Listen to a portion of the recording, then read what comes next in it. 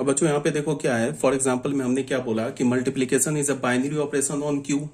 Multiplication क्या है हमारा, एक बाइनरी ऑपरेशन है सेट ऑफ रैशनल नंबर में, और इस केस में आइडेंटिटी एलिमेंट क्या होगा, रैशनल नंबर पे 1 इज द आइडेंटिटी एलिमेंट। अब मैंने बोला for every non zero rational number m upon n, अगर तुमने रैशनल नंबर का कोई भी एक नॉन जीरो रैशनल नंबर उठाया तो वो किस फॉर्म का होगा, m अपॉन n के फॉर्म का होगा। There exist a rational number n upon m। अगर तुमने कोई भी रैशनल नंबर उठाया m अपॉन n के फॉर्म का, तो एक दूसरा रैशनल नंबर एग्जिस्ट करेगा n अपॉन m, ठीक है। Such that m upon n को मल्टीप्लाई जब हम करेंगे n अपॉन m के साथ, या फिर n अपॉन m को हम मल्टीप्लाई करें m अपॉन n के साथ, तो वो किसके इक्वल होगा, 1 के इक्वल होगा। दस every non zero rational number has its inverse for multiplication on Q. मैंने क्या बोला था कि अगर मान लो कि किसी भी कोई भी हमने एक बाइनरी ऑपरेशन लिया किसी भी सेट पर, तो अगर आइडेंटिटी एलिमेंट एग्जिस्ट किया तो वो आइडेंटिटी एलिमेंट क्या होगा, वो सेम सेट का एलिमेंट होगा। फिर अगर आइडेंटिटी एलिमेंट एग्जिस्ट किया तो हम क्या बोलेंगे, मान लो कि हमने एक बाइनरी ऑपरेशन अप्लाई किया सेट कैपिटल ए पर, तो अगर उस कैपिटल ए के क्रॉसपॉन्डिंग स्टार बाइनरी ऑपरेशन हमने अप्लाई किया, तो स्टार बाइनरी ऑपरेशन के क्रॉसपॉन्डिंग एक स्मॉल ई एग्जिस्ट करता है, जिसको हमने बोला कि ये आइडेंटिटी एलिमेंट है विथ रिस्पेक्ट टू स्टार। तो स्मॉल ए स्टार ई, इसका क्या मतलब है, ये ए हमारे पास एक हमने सेट ले लिया, इस पे हमने एक स्टार बाइनरी ऑपरेशन अप्लाई किया और इसको हमने बोला कि ई आइडेंटिटी एलिमेंट है। तो यहां पे मैंने क्या बोला, ए star E is equal to E star A for all A belongs to, ये ट्रू होना चाहिए, ये स्टेटमेंट इंपॉर्टेंट है। फिर मैंने क्या बोला था कि अगर किसी भी एलिमेंट कोई भी एलिमेंट इनवर्टेबल है तो फिर क्या होना चाहिए, मान लो ए का इनवर्स बी है तो क्या होगा, A star B is equal to B star A. For all यहाँ पे ये जो स्टेटमेंट है ना, फॉर ऑल ए बी, ये नहीं लिखेंगे। इसका मतलब क्या है कि किसी भी सेट के क्रॉसपॉन्डिंग कोई जो एलिमेंट होगा वो इन्वर्टेबल हो भी सकता है, नहीं भी हो सकता है। ये भी पॉसिबल है कि सारे एलिमेंट इन्वर्टेबल हो, सारे एलिमेंट इन्वर्टेबल ना हो, एक ही एलिमेंट इन्वर्टेबल हो, सारा पॉसिबिलिटी है। तो यहाँ पे क्या बोल रहा है कि एक हमने मल्टीप्लीकेशन बाइनरी ऑपरेशन अप्लाई किया सेट रैशनल नंबर पे, तो उस केस में 1 आइडेंटिटी एलिमेंट हो गया। तो नॉन जीरो रैशनल नंबर को छोड़कर अगर हमने रैशनल नंबर लिया m अपॉन n, तो m अपॉन n का इनवर्स होगा n अपॉन m, ठीक है। अब फिर क्या बोला है सेकेंड एग्जांपल में, addition of vector is a binary operation on v3। एक हमने सेट v3 लिया, v3 को हमने क्या बोला, set of all the vectors in xyz plane, ठीक है। XYZ प्लेन पे जितने भी वेक्टर्स हैं वो सारे वेक्टर्स हमने ले लिए, और एक उसके क्रॉसपॉन्डिंग आइडेंटिटी एलिमेंट क्या होगा, नल वेक्टर, बिकॉज हमें पता है ना कि हम किसी भी वेक्टर को नल वेक्टर के साथ ऐड करें वो सेम वेक्टर आ जाएगा। इवन नल वेक्टर को भी नल वेक्टर के साथ ऐड करें नल वेक्टर आ जाएगा। तो null vector is the identity element of v3। Null vector क्या होगा, v3 का आइडेंटिटी एलिमेंट होगा, ठीक है। या हम ऐसे बोल सकते हैं एडिशन ऑफ वेक्टर्स, ये जो बाइनरी ऑपरेशन है इसका ये आइडेंटिटी एलिमेंट होगा। और इस केस में क्या होगा कि v3 सेट के जितने भी एलिमेंट्स हैं, मतलब जितने भी वेक्टर्स xyz प्लेन पे, सारे वेक्टर्स क्या है, इन्वर्टेबल है, मतलब सारे एलिमेंट का इन्वर्स एग्जिस्ट करता है। अगर हमने a वेक्टर ले लिया v3 सेट का, तो a का इन्वर्स क्या होगा, -a। अगर हमने b वेक्टर ले लिया v3 सेट का, तो b का इन्वर्स क्या होगा, माइनस b। तो इसको मैं लिख सकता हूं कि a vector plus of minus a vector is equal to null vector is equal to minus a vector plus of a vector for all a vector belongs to v3। इसका क्या मतलब हो गया कि ईच एंड एवरी वेक्टर क्या है, हमारा invertible है, या हम ऐसे बोलें कि v3 के सारे एलिमेंट्स इन्वर्टेबल है। इस केस में सारे एलिमेंट्स इन्वर्टेबल है, और इनवर्स के ये आइडेंटिटी एलिमेंट क्या है, वो नल वेक्टर है, ठीक है। तो ए का एडिटिव इनवर्स क्या हो गया, -a वेक्टर, -a वेक्टर का एडिटिव इनवर्स क्या हो गया, ए वेक्टर। ए वेक्टर का इनवर्स क्या हो गया, -a वेक्टर, और -a वेक्टर का इनवर्स क्या हो गया, ए वेक्टर, ठीक है। अब आ जाओ एक क्वेश्चन नंबर 1 पे।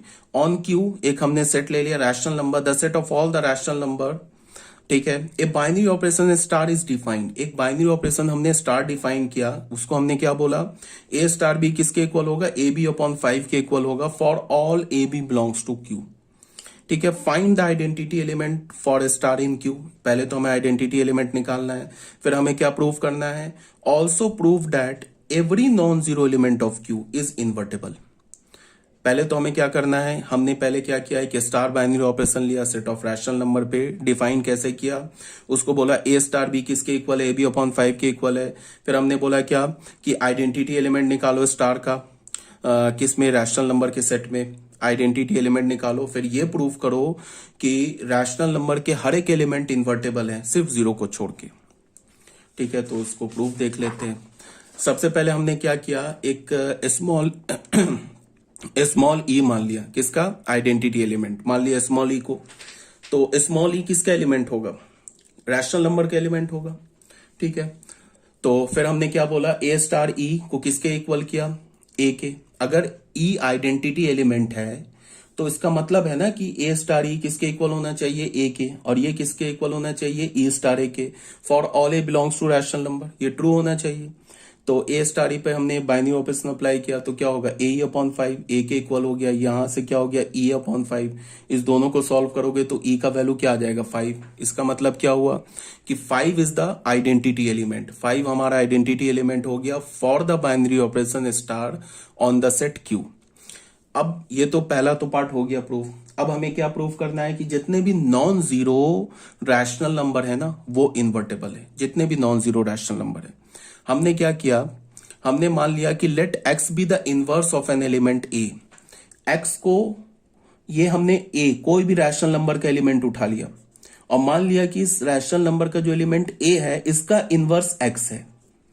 तो अगर ए का इनवर्स एक्स है तो फिर कंडीशन क्या होगा, A star X is equal to X star A is equal to E, ऐसा होना चाहिए ना। तो ए स्टार एक्स क्या हो गया, ए एक्स अपॉन 5, और एक्स स्टार ए क्या हो गया, एक्स अपॉन 5। ई क्या हमने निकाल रखा है 5, तो हमें एक्स की वैल्यू क्या हो गई 5 ई अपॉन ए। ई का वैल्यू फिर 5 डाल देंगे तो एक्स की वैल्यू क्या आ गई 25 अपॉन ए। अब यहां पे देखो डिनोमिनेटर में क्या आ गया ए, तो ए को नॉन जीरो होना होगा। अगर ए जीरो हो जाएगा फिर एक्स डिफाइन नहीं होगा। इसका मतलब फिर यहां से हमें क्या पता चला कि अगर मैं ए को जीरो लूं तो जीरो का इनवर्स एग्जिस्ट नहीं करेगा। जीरो को छोड़ के मैं कोई भी रैशनल नंबर ले लूं उसका इनवर्स क्या होगा 25 अपॉन ए। ए अगर मैं एनी रैशनल नंबर लूं एक्सेप्ट जीरो, जीरो को छोड़ के कोई भी रैशनल नंबर लूं तो उसका इनवर्स क्या होगा। मान लो हमने ए का वैल्यू ले लिया 10, तो 10 का इनवर्स क्या होगा, 10 का इनवर्स होगा 25 अपॉन 10। ठीक है, अगर मैंने ले लिया 1 अपॉन 2 तो 1 अपॉन 2 का इनवर्स क्या होगा 25 अपॉन 1 अपॉन 2, तो क्या हो जाएगा 50 उसका इनवर्स हो जाएगा।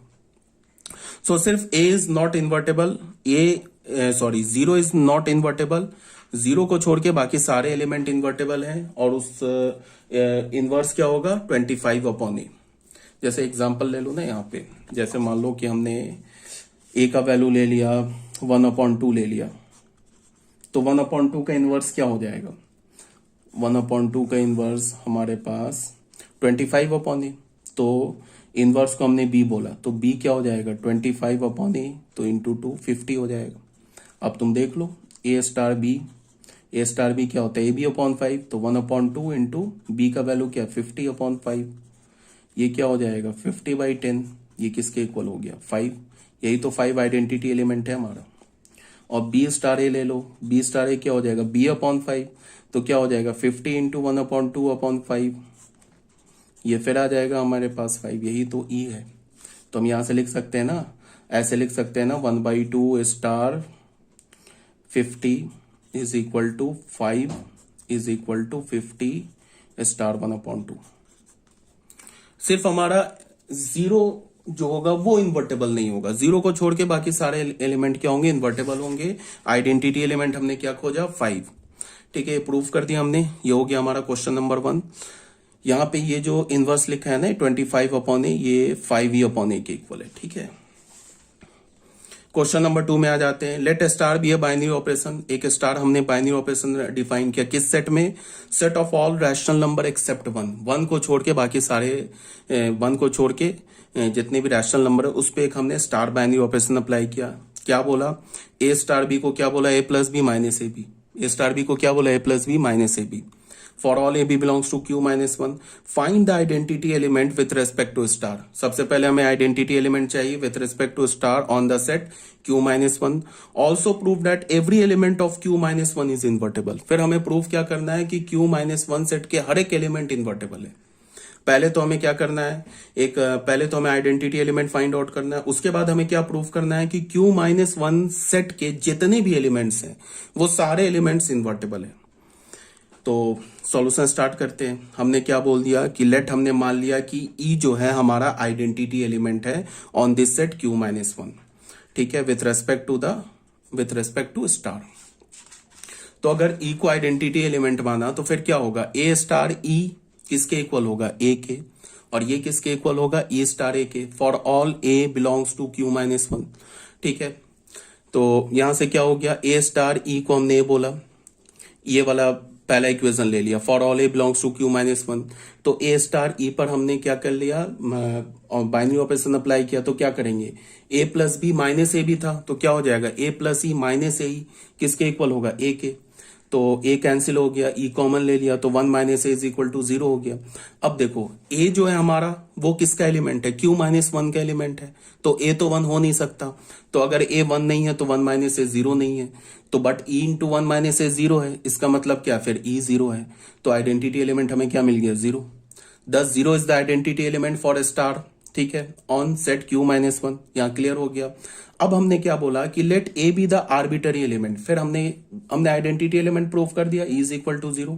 इस इक्वेशन को भी लो, A is equal to E star A, फिर भी हमें क्या मिलेगा, इज इक्वल टू 0। अब हमने क्या बोला कि फिर हमने स्मॉल ए कोई भी रैंडम एलिमेंट उठा लिया, किस सेट का, क्यू माइनस वन का, और उसमें क्या बोला कि स्मॉल ए का इनवर्स जो है वो बी है, अज्यूम कर लिया। तो अगर स्मॉल ए का इनवर्स बी है तो फिर क्या होगा, A star B is equal to E is equal to B star A. E का वैल्यू क्या है, 0। तो फिर क्या हो गया, A star B is equal to 0 is equal to B star A. तो ए स्टार बी को हमने अप्लाई किया तो ए स्टार बी किसके इक्वल हो जाएगा, ए स्टार बी को 0 किया तो फिर ये क्या हो जाएगा, 1 plus B minus A B is equal to 0। तो यहां से बी की वैल्यू हमें क्या मिल गई, ए अपॉन ए माइनस वन, ठीक है। तो ये इक्वेशन क्या बोल रहा हमसे, ये इक्वेशन क्या बोल रहा हमसे, ये इक्वेशन बोल रहा है कि सिर्फ तुम ए का वैल्यू 1 नहीं ले सकते हो और बाकी कुछ भी ले लो, उसका इनवर्स बी है। और बी किसके इक्वल है, ए अपॉन ए माइनस वन के इक्वल है। तो ए का वैल्यू तो हम 1 नहीं ले सकते, और बिकॉज ऑब्वियस ही बात है जो ए एलिमेंट आ रहा है वो किस सेट से आ रहा है, क्यू माइनस वन सेट से आ रहा है। तो इसका मतलब ए इज इक्वल टू 1 भी नहीं है, ए इज इक्वल टू 1 तो है ही नहीं। तो इसका मतलब क्या है कि जितने भी ए है ना उन सारे ए के क्रॉसपॉन्डिंग बी एग्जिस्ट कर रहा है, और वो बी किसके इक्वल है, ए अपॉन ए माइनस वन के। इसका क्या मतलब हुआ कि क्यू माइनस वन सेट के हर एक एलिमेंट का इनवर्स एग्जिस्ट कर रहा है। हम कोई भी एलिमेंट उठा ले क्यू माइनस वन सेट का, मान लो हमारे पास सेट क्या दे रखा है, क्यू माइनस वन। इस सेट का कोई भी एलिमेंट उठा ले, मान लो हमने 1/2 उठा लिया तो 1/2 इन्वर्टेबल है, और इसका इनवर्स क्या है, इसको हमने ए बोला। तो बी क्या हो जाएगा, बी ए का इनवर्स हो जाएगा। ये क्या हो जाएगा, 1/2 अपॉन 1/2 माइनस वन। ये क्या हो जाएगा, 1/2 माइनस 1/2 माइनस वन। तो 1/2 का इनवर्स -1 हो गया, और -1 का इनवर्स 1/2 हो गया। देख लो 1/2 के साथ ना तुम स्टार बाइनरी ऑपरेशन -1 ले लो, तो ये क्या हो जाएगा, दोनों को ऐड करना हमें, 1/2 प्लस ऑफ -1, फिर माइनस, दोनों को मल्टीप्लाई करना, -1 इंटू 1/2, ये क्या हो जाएगा, -1/2, ये माइनस माइनस प्लस 1/2, ये आ गया ना 0 आइडेंटिटी एलिमेंट। फिर इसी प्रकार से -1 का स्टार ले लो 1/2 से, तो ये भी 0 आ जाएगा। तो फिर हमें क्या मिल जाएगा, 1/2 star -1 is equal to 0 -1 star 1/2, ये ट्रू हो जाएगा। ठीक है, इसका क्या मतलब हो गया कि Q-1 सेट का हर एक एलिमेंट इन्वर्टेबल है, Q-1 सेट का हर एक एलिमेंट इन्वर्टेबल है, और उसका जो इनवर्स है वो क्या है, B, और B किसके इक्वल है, अगर मैंने Q-1 सेट का एक एलिमेंट A ले लिया तो A का इनवर्स B है, और B किसके इक्वल है, A अपॉन A -1 के। ठीक है, तो ये भी प्रूफ हो गया कि Q-1 सेट का हर एक एलिमेंट इन्वर्टेबल है। अब क्वेश्चन नंबर 3 में आ जाओ। क्वेश्चन नंबर 3 में क्या बोल रहा है कि हमने एक कैपिटल सेट एक्स ले लिया, नॉन एम्प्टी सेट है, एक स्टार बाइनरी ऑपरेशन अप्लाई किया कि किस पर, पावर ऑफ एक्स पे। The power set of set x, ठीक है, डिफाइन क्या किया, ए स्टार बी को क्या बोला, A union B for all A B belongs to P X, ठीक है। Prove that a star is both commutative and associative, हमें प्रूव करना है कि स्टार जो हमारा कम्यूटेटिव भी है, एसोसिएटिव भी है। फिर हमें क्या करना है, find the identity element with respect to star, identity element हमें खोजना है स्टार बाइनरी ऑपरेशन के क्रॉसपॉन्डिंग। उसके बाद फिर क्या बोल रहा है, also show that phi belongs to P X is the only invertible element of P X. इसका क्या मतलब है, फिर से क्वेश्चन सुनो, ये एनसीईआरटी का क्वेश्चन है। सबसे पहले बोला कि एक एक्स हमारे पास नॉन एम्प्टी सेट है, ठीक है। उसके बाद हमने क्या बोला कि हमने बाइनरी ऑपरेशन अप्लाई किया यूनियन, किस सेट पर, पावर ऑफ एक्स पर, ठीक है। अब हमें क्या प्रूफ करना है कि ये जो बाइनरी ऑपरेशन स्टार है ना, या जो यूनियन बाइनरी ऑपरेशन है, ये कम्यूटेटिव भी है, ये एसोसिएटिव भी है। पहले ये हमें प्रूफ करना है, ठीक है। उसके बाद हमें क्या करना है, आइडेंटिटी एलिमेंट खोजना है विथ रेस्पेक्ट टू स्टार। उसके बाद हमें क्या प्रूफ करना है कि phi is the only invertible element, सिर्फ फाई इन्वर्टेबल एलिमेंट है और कोई दूसरा इन्वर्टेबल एलिमेंट नहीं है। ये एनसीईआरटी का क्वेश्चन है। देखो जेईई मेंस में तो बाइनरी ऑपरेशन है, तो अगर मान लो सपोज दैट इस टाइप का क्वेश्चन ऑब्जेक्टिव में आए तो कैसे आ सकता है, ये सब पूरा कहानी लिख दे और बोले कि phi is the inverse only invertible element, phi is not invertible element, every element of px is invertible, none of these, ऐसे करके कोई 4 ऑप्शन दे दे, तब तो हमें क्या करना है, अपने दिमाग से जितना कम कैलकुलेशन हो आंसर बताना है। बट अगर ये क्वेश्चन आ गया बोर्ड में, तो बोर्ड में इस टाइप का लैंग्वेज लिखना इंपॉर्टेंट है। ये लैंग्वेज नहीं लिखोगे मार्क्स नहीं मिलेगा, बोर्ड में इंपॉर्टेंट होता है लैंग्वेज। दूसरी बात क्या है कि बोर्ड में जब भी हम फॉर्मूला यूज करते हैं ना, बात को ध्यान से रखना, आगे जब हम पढ़ेंगे ना इंडेफिनिट और डेफिनिट में, तो अक्सर बच्चे क्या करते हैं, इंडेफिनिट को सॉल्व करते, सही आंसर निकालते, तो भी बोर्ड में 1-2 मार्क्स काट लेते हैं, आधा मार्क्स काट लिया। रीजन क्या है कि वो फॉर्मूला लिखते हैं तो फॉर्मूला कहां से आ रहा है उसके पीछे का आगे पीछे की हिस्ट्री नहीं लिखते। तो वो बताया जाएगा इंडेफिनिट जब पढ़ेंगे हम लोग कि कैसे हमें फॉर्मूला अप्लाई करना है, कैसे लिखना है। एक तो क्या है कि तुम जो लैंग्वेज मैं लिख रहा हूं ये लैंग्वेज कॉपी कर लो। अगर तुम्हें ये लैंग्वेज नहीं समझ में आ रहा है तो फिर तुम क्या करो कि एनसीईआरटी का लैंग्वेज फॉलो करो। ये भी एनसीईआरटी का ही लैंग्वेज है लेकिन थोड़ा ज्यादा डिटेल है, एनसीईआरटी से ज्यादा डिटेल है। तो तुम क्या करो, एनसीईआरटी का लैंग्वेज फॉलो करो। एनसीईआरटी में जैसे लैंग्वेज दिया होता है ना, जैसे क्वेश्चन सॉल्व किया होता है, आगे पीछे का उसका फॉर्मूला लिखा होता है, ये फॉर्मूला यूज किया तो ये फॉर्मूला यूज किया कहां से आ गया, मतलब इस फर्स्ट स्टेप से सेकेंड स्टेप पे गए तो हम डायरेक्ट लिख देते हैं। तो फर्स्ट स्टेप से सेकंड स्टेप पे जाने के लिए हमने कौन सा फॉर्मूला यूज किया वो एनसीईआरटी ब्रैकेट में सामने में लिख देता है। तो इस टाइप को यूज करोगे तो बोर्ड में मार्क्स नहीं कटेंगे, ठीक है। अब आ जाते हैं इस क्वेश्चन में। वी नो डैट कोई भी 3 सेट उठा लो एबीसी, ए यूनियन बी किसके इक्वल होता है, बी यूनियन ए के इक्वल होता है, और A union B union C किसके इक्वल होता है, A union B union C के इक्वल होता है। ये होता है ना, तो हमें पता है ना कि union is both associative and commutative. Therefore अगर मैं पावर ऑफ एक्स का कोई भी 3 एलिमेंट उठा लू ए बी सी, तो ए यूनियन बी किसके इक्वल होगा, बी यूनियन ए के इक्वल होगा, और A union B union C ये किसके इक्वल होगा, A union B union C के इक्वल होगा। इसका क्या मतलब पता चला कि ए स्टार बी स्टार ए के इक्वल है, और A star B star C किसके इक्वल है, A star B star C के इक्वल है। तो हो गया, star is both commutative as well as associative on P X. Star क्या हो गया हमारा, कॉम्पिटेटिव भी हो गया, एसोसिएटिव भी हो गया। यहां तक तो ये प्रूफ हो गया। पहला तो प्रूफ हो गया कि हमें प्रूफ करना था ना कि star is both competitive and associative, वो तो हमने प्रूफ कर दिया।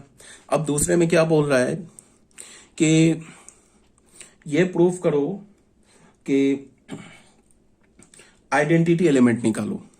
तो हमें पता है ना कि अगर मैं किसी भी सेट का पावर लिखूं तो उसके पावर में एक फाई आएगा, किसी भी सेट का पावर में तो फाई आएगा ना, because phi is the subset of every set. तो किसी भी सेट का मैं पावर अगर पावर लिखता हूं तो उसका क्या मतलब है, उस सेट के सारे सबसेट्स लिखने हैं, तो सेट के तो में एक फाई भी आ जाएगा। तो यहां पे हमने क्या बोला कि हमें पता है ना कि किसी भी सेट का अगर मैं यूनियन लू फाई के साथ वो सेम सेट आता है, तो मैं लिख सकता हूं A union phi is equal to A is equal to phi union A for all A belongs to P X. मैं कोई भी सेट ए ले लूं पावर ऑफ एक्स का, अगर मैं ए यूनियन फाई लूं तो किसके इक्वल आएगा, ए सेट के साथ आएगा, ए सेट के इक्वल आएगा। ठीक है। So five is the identity element for star on P X. तो अगर ये क्वेश्चन होता ना बोर्ड में, तो अगर तुम ये दो लाइन नहीं लिखोगे ना तो फिर मार्क्स नहीं मिलेगा। डायरेक्ट लिख दोगे ना कि five is the identity element, तो मार्क्स नहीं मिलेगा। बोर्ड की बात बता रहा हूं, ये दो लाइन लिखना होगा। तुम्हें ये दिखाना होगा कि A union five is equal to A is equal to five union A for all A belongs to P X. सारे ए के लिए ट्रू है जो कि पावर ऑफ एक्स का एलिमेंट है। तो फिर ये भी लाइन लिखना होगा A star five is equal to A is equal to five star A is for all A belongs to P X. ये दो लाइन लिखने के बाद तुम लिखोगे five is the identity element, तो जाके पूरे मार्क्स मिल जाएंगे।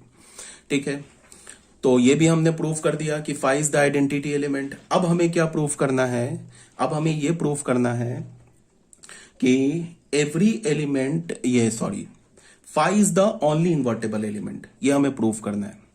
ठीक है, तो five is the only invertible element, इसका क्या मतलब है? ये देखो, हमने मान लिया क्या कि एक एलिमेंट ए माना पावर ऑफ एक्स का, बी द इन्वर्टेबल एलिमेंट। ए को हमने मान लिया कि पावर ऑफ एक्स का एलिमेंट है, वो इन्वर्टेबल है, और उसके इनवर्स को हमने एस मान लिया। तो एस भी कहां से होगा? पावर ऑफ एक्स का एलिमेंट होगा। तो ए के इनवर्स को एस माना, तो फिर अकॉर्डिंग टू इनवर्स क्या होगा? ए स्टार एस किसके इक्वल होना चाहिए? फाइव के। और ये किसके इक्वल होना चाहिए? एस स्टार ए के। तो यहां से ए स्टार एस अप्लाई करोगे तो क्या हो जाएगा? A union S is equal to five, S union A is equal to five. अब तुम बताओ, A union B is equal to B union A हो और वो फाइव के इक्वल हो, इसका क्या मतलब है? ए और बी दोनों फाइव के इक्वल है। इसका क्या मतलब है? एस क्या है? फाइव के इक्वल है, और ए क्या है? फाइव के इक्वल है। तो five is the only invertible element and inverse of five is five.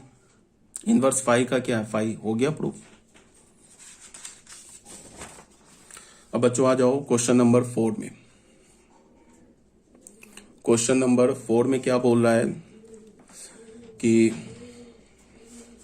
Late x be a non empty set. X को हमने क्या बोला? एक नॉन एम्प्टी सेट बोला।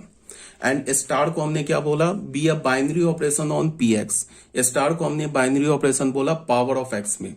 हमने डिफाइन क्या किया? ए स्टार बी को क्या बोला? A intersection B for all A B belongs to P X. हमने सबसे पहले बोला कि एक्स हमारे पास एक नॉन एम्प्टी सेट है। एक स्टार बाइनरी ऑपरेशन किस पे अप्लाई किया? पावर ऑफ एक्स पे। पावर ऑफ एक्स पे एक हमने बाइनरी ऑपरेशन स्टार अप्लाई किया है। ठीक है, और डिफाइन कैसे किया है? ए स्टार बी को क्या बोला? A intersection B for all A B belongs to power of set X. अब पहला क्या हमारे पास? Find the identity element with respect to star. हमें आइडेंटिटी एलिमेंट चाहिए किसके रेस्पेक्ट में? स्टार के रेस्पेक्ट में ऑन पी एक्स। उसके बाद हमें क्या करना है? Show that x is the only invertible element of power of x. X जो हमारा, ये is the only invertible element. तो इसको देखो क्या है, हमने क्या मान लिया? कैपिटल ई को आइडेंटिटी एलिमेंट मान लिया। किसमें? पावर ऑफ एक्स में, विथ रेस्पेक्ट टू स्टार। तो ये कैपिटल ई किसका एलिमेंट होगा? पावर ऑफ एक्स का एलिमेंट होगा। आइडेंटिटी एलिमेंट मान लिया। फिर हमने कैपिटल ए कोई भी रैंडम एलिमेंट उठा लिया पावर ऑफ एक्स का। तो अगर कैपिटल ई आइडेंटिटी एलिमेंट है और कैपिटल ए कोई भी रैंडम एलिमेंट है पावर ऑफ एक्स का, तो फिर according to definition of identity element क्या होना चाहिए? ए स्टार ई किसके इक्वल होना चाहिए? ई स्टार ए के। और ये किसके इक्वल होना चाहिए? ए के। For all A belongs to P X. तो ए स्टार ई किसके इक्वल है? ई के। और ई स्टार ए किसके इक्वल है? ई स्टार ए किसके इक्वल है? ई इंटरसेक्शन ए के। ये किसके इक्वल होना चाहिए? ए के। तो तुम यहां से देखो कि ई का वैल्यू क्या होगा? ई का वैल्यू एक्स होगा। कैसे होगा? ये बात उठती है कैसे, वो मैं एक छोटा सा एग्जांपल देके समझाता हूं, इससे क्लियर हो जाएगा। तुम ना कोई भी एक सेट एग्जांपल से समझा रहा हूं। 1 2 ले लिया हमने, इसका पावर ले लिया, तो पावर ऑफ ए क्या हो जाएगा? 5 1 2 1 2। ये हो गया पावर। अब मैं बोलूं कि B intersection C is equal to B is equal to C intersection B for all B belongs to power A. अगर मैंने ऐसा कंडीशन डाल दिया तो यहां से हमें क्या पता चला? जो सी सेट है ना, वो सेट ए के इक्वल होगा। कैसे? मैं ये क्या बोल रहा हूं कि बी सेट का तुम इंटरसेक्शन सी सेट के साथ लो, या सी सेट का इंटरसेक्शन बी सेट के साथ लो, वो हमेशा बी सेट मिल रहा है सारे बी के लिए, जो कि पावर ऑफ ए का एलिमेंट है। तो फिर ये सी सेट क्या है? ये सी सेट ये सेट है। इस सेट के साथ तुम किसी भी सेट, इसका इसका इसका या खुद इसका इंटरसेक्शन लोगे ना, तो वो सेम सेट आ जाएगा। बिकॉज ये जो सेट ए है ना, जो सेट ए है वो सबसेट है किसका? बी का। For all B belongs to power of A, ये बोला जा रहा है। तुम कोई भी बी उठा लो, कोई भी तुम सेट ए क्या उठा लो कोई भी बी उठा लो पावर ऑफ ए का, कोई भी एलिमेंट बी उठा लो, देख लो ना, पावर ऑफ ए से कोई भी एक एलिमेंट उठा लो, उसका इंटरसेक्शन सेट ए के साथ लो तो क्या मिलेगा? ऑब्वियसली बात है सेट बी मिल जाएगा, बिकॉज ये जो सेट है ना इन सारे सेट का सबसेट है। तो यही बात तो बोला जा रहा है यहाँ पे। ए का इंटरसेक्शन हमने एस के साथ लिया, वो एक्स के इक्वल आ गया, और ये किसके इक्वल हो गया? एस इंटरसेक्शन ए। एक्स क्या है हमारा? एक्स जो है हमारा वो आइडेंटिटी एलिमेंट है। तो यहां पे ए क्या होगा? ए एस के इक्वल होगा। ए जो होगा एस के इक्वल होगा, because A is the subset of x and x is the subset of S is the subset of x. यहां पे हमने बोला ना यहां पे हमने बोला ना कि ए इन्वर्टेबल एलिमेंट है, तो ए इन्वर्टेबल एलिमेंट है तो ए क्या हमारा? पावर ऑफ एक्स का एलिमेंट है। ठीक है, तो अगर ए पावर ऑफ एक्स का एलिमेंट है तो ए क्या हमारा? एक्स का सबसेट है, और एस भी क्या हमारा? एक्स का सबसेट है। तो यहां से हमें क्या पता चला कि जो हमारा एस सेट है वो क्या है? एक्स के इक्वल है। ए सेट क्या हमारा? एक्स के इक्वल है। ठीक है, ये बात समझ में आ रही होगी। ठीक है, इसको तुम ऐसे देख लो,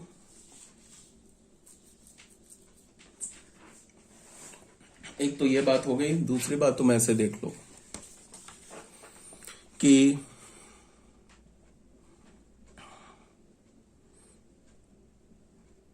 यहां पे तुम ऐसे देखो इसको, अगर मैंने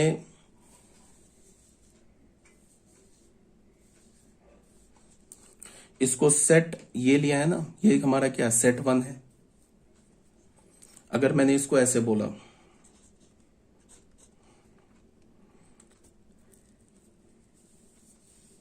आइडेंटिटी एलिमेंट हमने क्या माना है? एक्स को। अगर मैंने ऐसे बोला कि ए की जगह मैंने ले लिया B intersection C is equal to set 1 2, ऐसा कंडीशन डाल दिया। ठीक है, तो यहां से हमें क्या पता चलेगा? यहां से हमें पता चलेगा कि बी सेट और सी सेट इक्वल है, और वो किसके इक्वल है? 1 2 के इक्वल है। ठीक है, बिकॉज अगर ये सेट हमने सेट ए ले लिया है इस क्वेश्चन के अकॉर्डिंग, तो और बी इंटरसेक्शन सी का सेट हमने, बिकॉज अगर हमारे पास ना ये ऐसे होता ना कि यहां पे ऐसे तुम ऐसे देखो कि अगर बी कोई मैंने एलिमेंट, जैसे इस केस में लिया, बी को हमने क्या बोला? कोई भी रैंडम एलिमेंट उठा लिया और वो बी के इक्वल आ रहा है, तो इसका मतलब ये जो सी सेट है ना, ये सेट ए के इक्वल है, तभी ये ट्रू है। और अगर मैंने बी इंटरसेक्शन सी को 1 ए सेट के ही इक्वल कर दिया और इसको बोल दिया सी इंटरसेक्शन बी है, तो ये तभी पॉसिबल है जब बी और सेट सी दोनों इक्वल हो, वो सेट 1 2 के इक्वल हो। अब बाकी किसी के लिए पॉसिबल नहीं है। तुम कोई भी उठा के देख लो, अगर मान लो हमने सेट 1 का इंटरसेक्शन ले लिया ना, किसके साथ? 1 2 के साथ ले लिया, तो ये फिर क्या आ जाएगा? सेट 1 आ जाएगा, ये सेट 1 2 नहीं आएगा। ठीक है, ये यहां पे सेट 1 2 लाने के लिए यही पॉसिबिलिटी है कि ये सेट 1 की जगह भी तुम्हें क्या लेना होगा? सेट 1 2।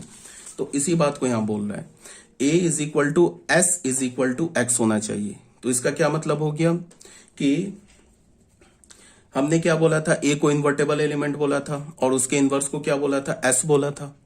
ठीक है, तो हमने क्या बोला? A intersection S is equal to S intersection A is equal to X. फिर यहां से हमें क्या पता चला कि यहां पे तो ए एस और एक्स, ये तो तीनों इक्वल सेट मिल गया, और वो तीनों इक्वल सेट मिल गया किसके? एक्स के। तो यहां से हमें क्या पता चल गया? X is the only invertible element of power of X with respect to star, and it is the inverse of itself. जो इसका मतलब जो आइडेंटिटी एलिमेंट है ना, वही सिर्फ एक इन्वर्टेबल एलिमेंट है और उसका इनवर्स खुद वो आइडेंटिटी एलिमेंट है। ये तो हमें पता है कि identity element is always invertible, और आइडेंटिटी एलिमेंट का इनवर्स क्या होता है? Same identity element. तो आई होप यहाँ पे ये क्लियर होगा। ठीक है, नहीं समझ में आया तो पूछ लेना एक बार और, 1 सेकंड में, मीन्स 5 से 10 सेकंड में। ए को हमने इन्वर्टेबल बोला और ए के इनवर्स को हमने एस बोला, तो ये हमने इनवर्स का कंडीशन लगा दिया। फिर इस कंडीशन को देखते हुए हमने क्या बोला?